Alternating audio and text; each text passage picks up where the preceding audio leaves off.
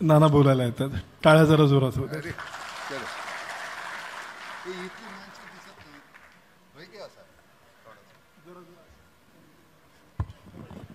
नमस्कार.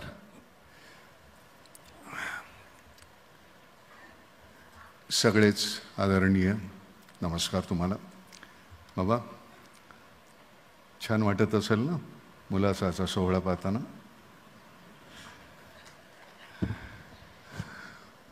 उदय, अभिनंदन. आणि हे न संपणारं काम आहे, त्यामुळे अव्याहतपणे तुला ते करतच राहावं लागणार. मग 4थी 5वी 6वी 7वी टर्म त्या चालूच राहतील. सरते शेवटी तू कोण, कुठल्या पक्षाचा, काय याला आम्ही ओळखत नाही. तू आमच्यासाठी काय करतोस हे महत्त्वाचं. त्यातलं सातत्य तू टिकवलंस तर तू मग काय आमची मुलंसुद्धा तुलाच मतं देतील, त्यांची मुलंसुद्धा तुलाच मतं देतील. सरते शेवटी काय होतं की आजपर्यंत मला कोणी जात धर्म विचारला नाही. त्याचं कारण माझी जात कलावंताची आहे. मला जितकं छान काहीतरी करता येईल तेवढं मी करण्याचा प्रयत्न करणार. आणि जोपर्यंत तुम्हाला ते आवडत राहील तोपर्यंत तुम्ही ह्या थिएटरमध्ये मला पाहायला येणार. ए बाळा तू इकडे होणार आहे, तू असा हो, मला लोक सगळी दिसली पाहिजेत. नाही तर हे घेऊ का मी तिकडं.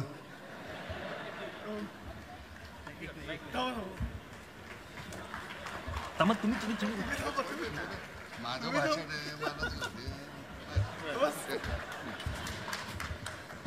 किती वेळ पाहणार तुम्ही ते नाही का. 50 वर्ष होऊन गेली मला नाटका सिनेमात काम करत असताना. उदय, 50 वर्ष माझ्या ह्या चेहऱ्याने आणि माझ्या ह्या स्वभावासकट मी इथं टिकून राहणं.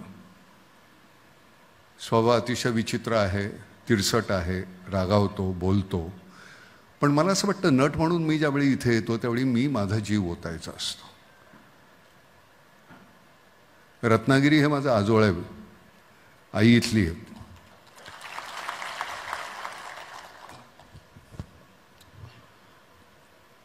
आई खूप शिवाय द्यायची, ती कदाचित सवय मला लागली असेल. मी सांगतो माझी मदर टंग आहे. गंमत कशी होते की ज्यावेळी तू सुरुवात केलीस इथे राजकारणी म्हणून,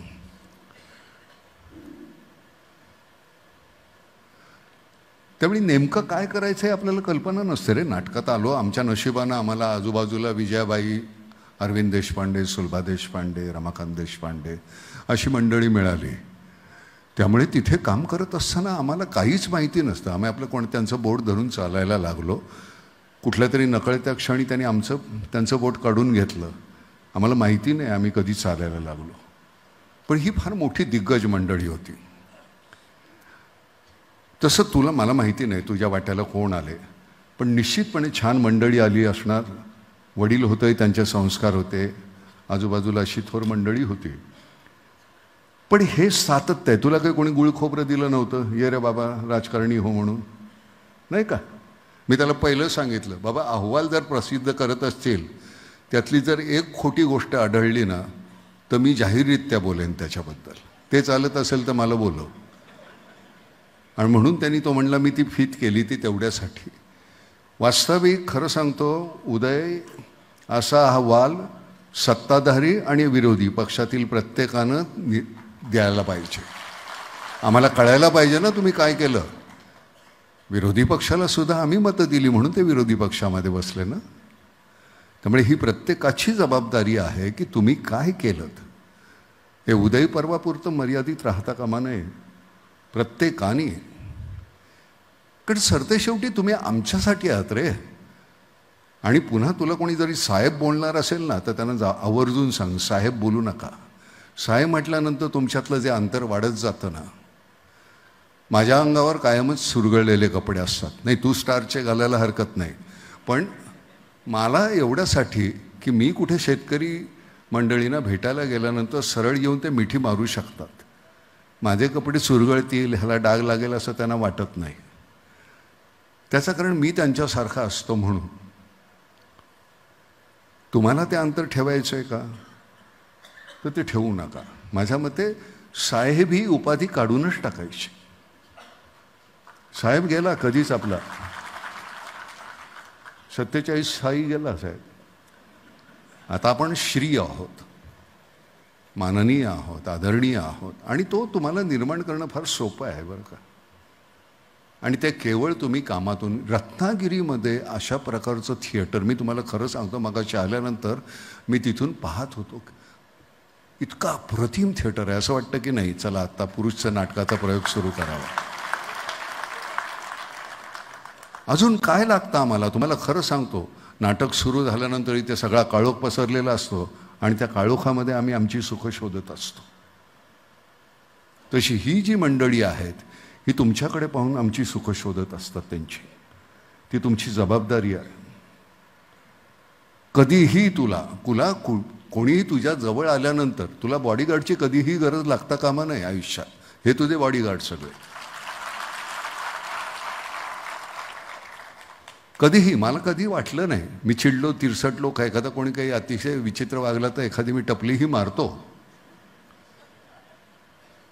कशाला लागतात तुम्हाला बॉडीगार्ड? हे काय चाललंय? आमचे प्रतिनिधी आहात ना तुम्ही, आम्हाला लोटणार का तुम्ही असे दूर?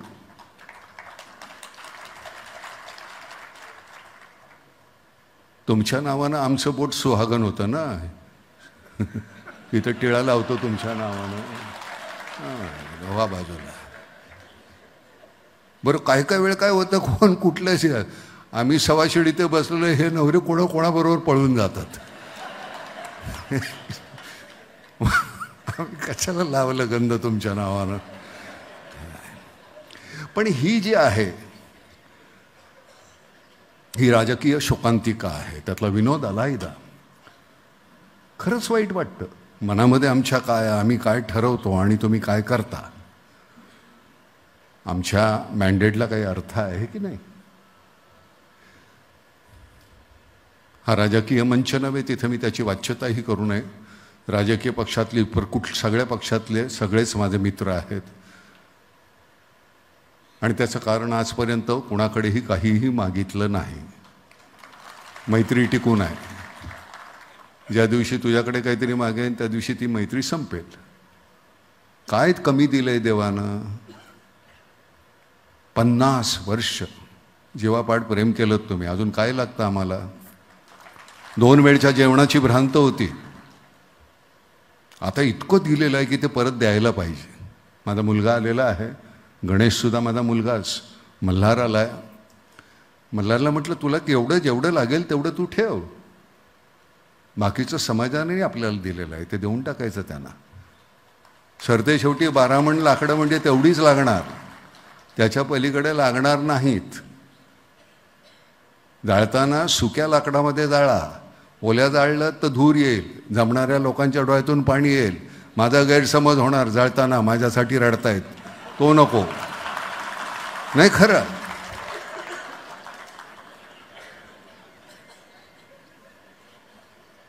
मेल्यानंतर आनंद आहे, आई वडिलांना भेटता येईल, मित्रमंडळीला भेटायचं, म्हणजे नरकात सुद्धा जावं लागेल. आम्ही सगळे त्यातलेच आहोत.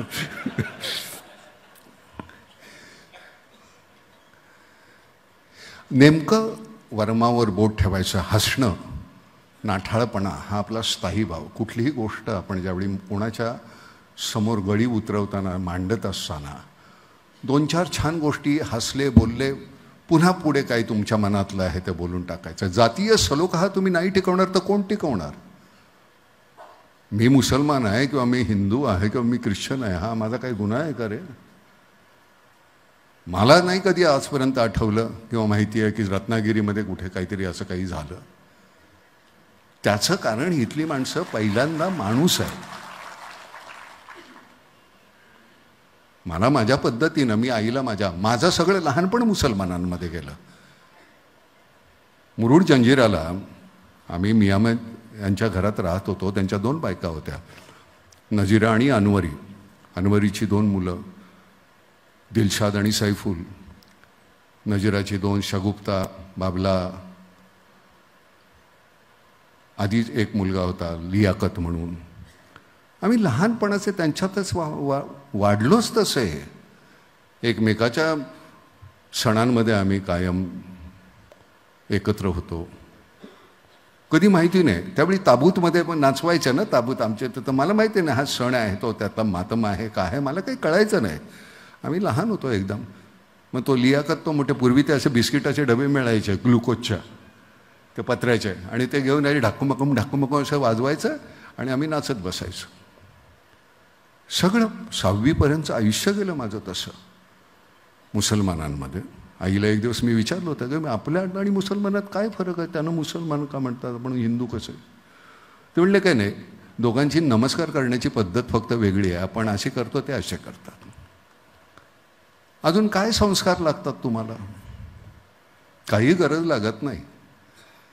मी कधीही तुमच्यापेक्षा मोठा नव्हतो आणि मी कधीही तुमच्यापेक्षा लहान नसणार, ही वृत्ती ठेवली तर फार सोपं आहे. मेडिकल कॉलेज काढतोस इथल्या मुलांना, इथे इंजिनिअरिंगचं कॉलेज मिळतं, अजून काय लागतं. रत्नागिरी एक कसं गाव होतं मला माहिती आहे ना. मी 50 वर्षापूर्वी कारकीर्द सुरू केली आम्ही, ज्यावेळी नुसत्या ST मधून असे भटकत फिरायचो. आज ह्या गावाला, मग उद्या त्या गावाला, मग आता कुठे चिपळूणला, मग चिपळूण कुठं, मग गुहागरला, असे प्रयोग करत फिरायचो. 50 रुपये मिळायचं एका प्रयोगाचं. खूप होते 50 रुपये. 150 रुपयामध्ये राशन भरलं जायचं महिन्याचं आमच्या 4 लोकांचं. पैशाला किंमत होती, त्यापेक्षा माणसांना जास्त होती. आज आम्ही पटकन कोणतरी राजकारणी म्हणतो आणि आम्ही एकमेकाची गचांड धरतो. त्यांचं काही चूक नाही, ते मतलबी असतील. आम्हाला कळत नाही का, आम्हाला अक्कल नाही का, आम्ही आमचे आरशे फोडले का घरातले, ते नाही आपण पाहत. नुसतं कोणाला तरी नावं ठेवण्याचा काही आपल्याला अधिकार नाही. 4 कोणतरी टाळके असतात, ती भडकवतात तुम्हाला. फुली मारा त्याच्यावर. आपल्याला एकत्रच राहायचं आणि आपण एकत्रच राहणार आणि आम्ही एकमेकांशी असंच सहकार्य करणार, प्रेम करणार. तुम्हाला कळतंय, कळत असतं आपल्याला, वळत नाही, कळतंय. ही आपली तुंबडी भरण्यासाठी मला नावं घेता आली असती ना आता या मंडळींची, मला बरं वाटलं असतं. तुम्हाला खरं सांगतो, असं आईच्या भाषेमध्ये मी माझ्या, कसं करता काय तुमच्या तुंबड्या भरण्याचे, कोण काय तुम्ही निवडून येण्यासाठी कुठली अर्वाच्य भाषा, कुठलं काय पद्धतीनं बोलता. यशवंतराव चव्हाण गेले, लाखभर सुद्धा पैसे त्यांच्या अकाउंटवर, हजारामध्ये सुद्धा पैसे नव्हते. कलाम साहेब गेले, काही नाही, 2 सूट होते. आपल्या समोर एवढी आदर्शता, फक्त नेमकं एकच आहे, आम्ही कुठल्या आदर्श समोर ठेवायचं.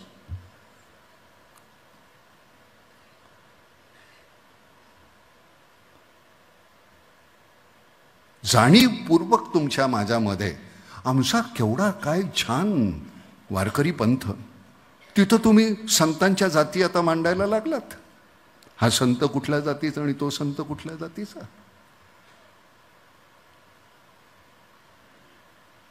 वारकरी पंथाने सगळ्यांना एकत्र सामावून घेतलेलं आपल्यामध्ये. तिथं सुद्धा का आता तुम्हाला सत्ता हवी आहे,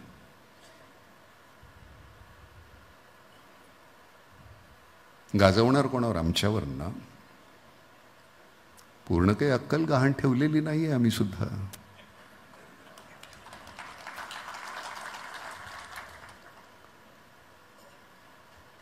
विकास आणि माशेलकर यांच्या बाजूला बसण्याचा सन्मान. विकास माझा थोरला भाऊ आहे, प्रकाश मधला, आणि मी धाकटा. बाबांनी आमच्यावर, ताईंनी आमच्यावर सारखं तेवढंच प्रेम केलं. केवढा मोठा त्याग आहे या मंडळींचा. मी सिनेमातला म्हणून माझ्याबरोबर फोटो काढत होते. अरे म्हटलं तुम्हाला माहिती नाही कोण मंडळी आहेत. मी त्यांच्या पायाजवळ सुद्धा माझी बसण्याची लायकी नाही आहे, इतकी मोठी मंडळी आहेत. आम्हाला चेअर आहे, सिनेमातला असतो. तरुण मुलांना, लहान मुलांना विचारलं कुठला सिनेमा पाहिला रे माझा, वेलकम. अरे मी प्रहार केला की तोही पहा. वेगवेगळ्या फॅकल्टीमधून जात असता वेगवेगळ्या, म्हणून तुला नेहमी सांगतो उदय की सतत त्याचा काय जो काय परिणाम होणार असेल ते काय तुला किंमत द्यावी लागेल. तू करतोसच आहेस, पण खोटं नाही, हे आहे हे असंच आहे. नाकारणारा चाल हरकत नाही. 4 वेळ निवडून दिलं, 5वा तुम्ही ठरवा. मी काही तुझ्या निवडणूक प्रचाराला नाही आलेलो किंवा मी इथे तुला मत द्यायला आलो नाही आहे. ह्याच मंडळीने तुला निवडून दिलेलं आहे आणि ती पावती तुझ्या कामाचीच असणार आणि ते तेवढंच राहणार आहे. आम्हाला तू बोलवतोस, आम्हाला वॉटर कन्झर्वेशनचं काम. आमचं खडकवासला धरण आहे 1.7 TMC आहे. 9.7 TMCचं काम केलेलं आहे नाम फाउंडेशनने. ते काही नामनी नाही केलं, तुमच्यासारखी मंडळी होती बरोबर म्हणून केलं. सगळ्यांनी तुम्ही प्रोत्साहन दिलं, आपण एकत्र मिळून. आणि कोणासाठी केलं? यांच्यासाठी. त्याच्या बदल्यामध्ये कुठलाही सन्मान, उपाधी, पुरस्कार नको आहे, काही गरज नाही. तुम्ही छान प्रेमानं भेटता, मिठी मारता, पाठीवर हात ठेवता, याच्या पलीकडे काय लागतं? देवळात मी जात नाही जाणीवपूर्वक, मानत नाही अशातला भाग नाही. माणसाचा जन्म दिलाय, खूप झालं की. वारंवार तिथं जाऊन त्याला कुठं त्रास द्यायचा, आठाणे टाकायचे, लाख रुपये दे म्हणायचं नाही, कशाला पाहिजे?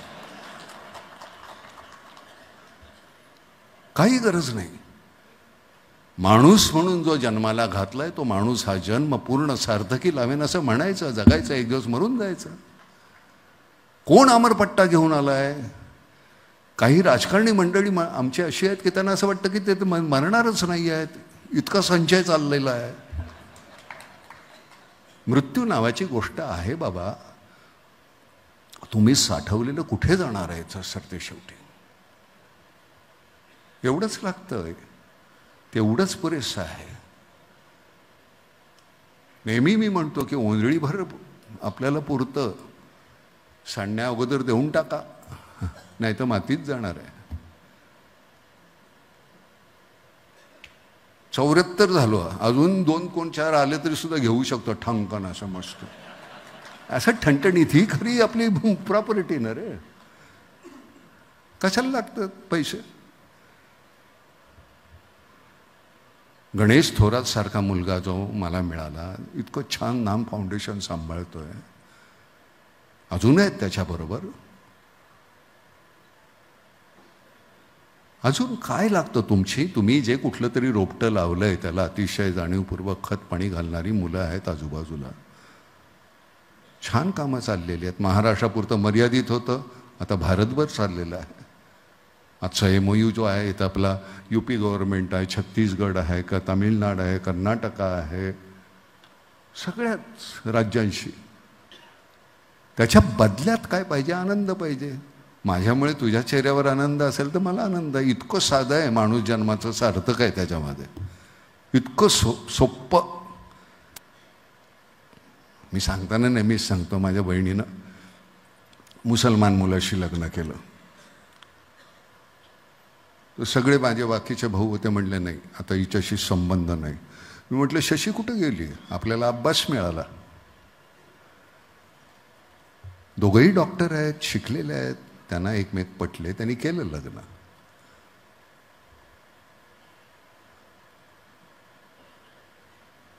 मला नाही कधी त्याचा त्रास झाला. वारली ती, अजून अब्बास भेटतो मला. दोन्ही मुलं अमेरिकेला आहेत.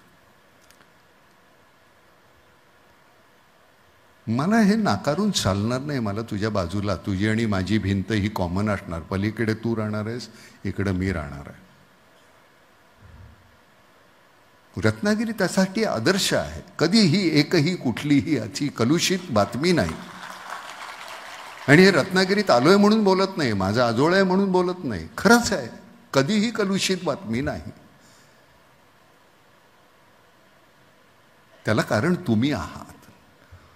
तो सारासार विचार तुमच्या डोक्यात तुम्ही ठेवलेला आहे. तुम्ही तुमची माती सरकू दिली नाही नाठाळ लोकांनी केलेल्या वक्तव्याने. बोलावं, छान बोलावं, की सुंदर बोलावं. इतकं चांगलं संत वाङ्मय आहे आपल्याकडे.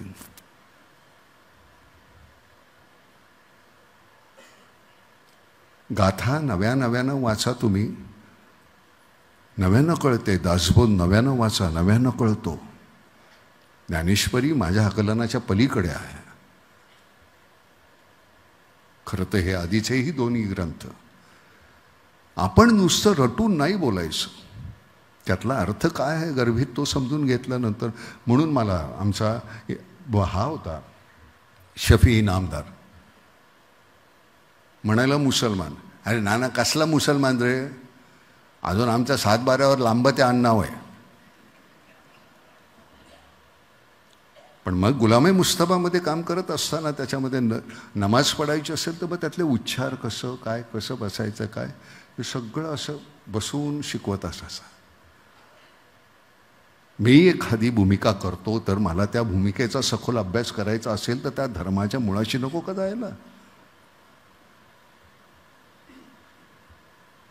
बिस्मिल्लाहिर्रहमानिर्रहीम अल्हम्दुलिल्लाहि रब्बिल आलमीन अर्रहमानिर्रहीम मालिकि यौमिद्दीन इय्याका नअबुदु व इय्याका नस्तईन इहदिनस सिरातल मुस्तकीम सिरातल लजीना अनअमता अलैहिम गैरिल मग़्दूबि अलैहिम वलद्दालिन आमीन. हे त्यांनी मला एका श्वासामध्ये बोलायला शिकवलं. तसंच ओम भूर्भुवस्वः तत्सवितुर्वरेण्यम हे सरते शेवटी तुम्ही काय आहे, तुमचे आरोह अहोरं काय, आतमध्ये तुमच्या काय छल बिचल होते, काय शांतपणा मिळतो, एवढंच आहे ते. इतका छान मुलगा मिळालेला आहे आमच्या रत्नागिरीला, इतकं छान काम करतोयस. आम्ही तुला वारंवार निवडून देऊ. ज्या दिवशी चुकशील त्या दिवशी मी या स्टेजवर येईन, या स्टेजवरनं मी तुला बोलेन की हे तुझं उद्या चुकतंय, हे नाही. पण ती तू संधी देणार नाहीस याची मला खात्री आहे.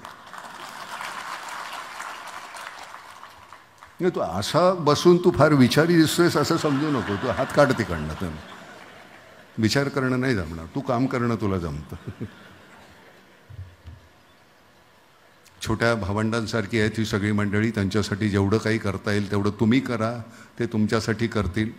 मला इथे वारंवार यायला आवडेल. मला आत्ता या क्षणाला घेतलेला वसा आमचा जो आहे तो पाणी फाउंडेशनच्या आपल्या जलसंवर्धनाचा नाम फाउंडेशनच्या पाणी फाउंडेशननी सुद्धा छान काम केलं होतं बरं का. नंतर त्यांनी वेगळी फॅकल्टी घेतलेली आहे. तर आपण ह्या जलसंवर्धनाचं काम अतिशय छान करत राहूया. आमचे कलेक्टर लवकर पळाले तर पुन्हा येईल. मी आता बोलत राहिलो की मी खूप वेळ बोलतो बरं का. हो, मला काय त्याला काही लागतच नाही. आणि शब्द असे कसे सोपं काय आहे की आपल्याकडे समोर सगळ्यांनी इतकं लिहून ठेवलेलं आहे. जरा जरी वाचलं त्यातलं काहीतरी 2 शब्द तिथले, तुम्हाला वाटतं की नाना काय कसं कसं बोलतं. काही नाही, हे सगळं चोरलेलं असतं. इकडचं तिकडचं मग बोलून टाकतो. आणि दुसरी गोष्ट, खरं बोलायला काही तुम्हाला काही दडवायचं काही नाही आहे. त्यामुळे सगळं आरामात असतं. तुम्ही फार तर काय म्हणाल, आवडला नाही आवडला ह्या 2 गोष्टी. पण निदान मी काय जो आहे, उगाच मी आपलं सशाचं कातड पांघरून कोल्हा फिरतोय तसं नको. आपण जे काय आहोत ते तुम्हाला कळायला पाहिजे. रोकडा व्यवहार काय, बरोबर की नाही. पुन्हा एकदा ही खरंच पावनभूमी आहे. त्या पावित्र्याला कधीही तुम्ही धक्का लावणार नाही याची खात्री आहे. त्यामुळे इथे मी वारंवार येत राहीन. धन्यवाद सर. तुम्ही सगळेजण इथे आलात त्याबद्दल मी अतिशय तुमच्या व्यस्त ह्याच्यामधून धन्यवाद. धन्यवाद सर.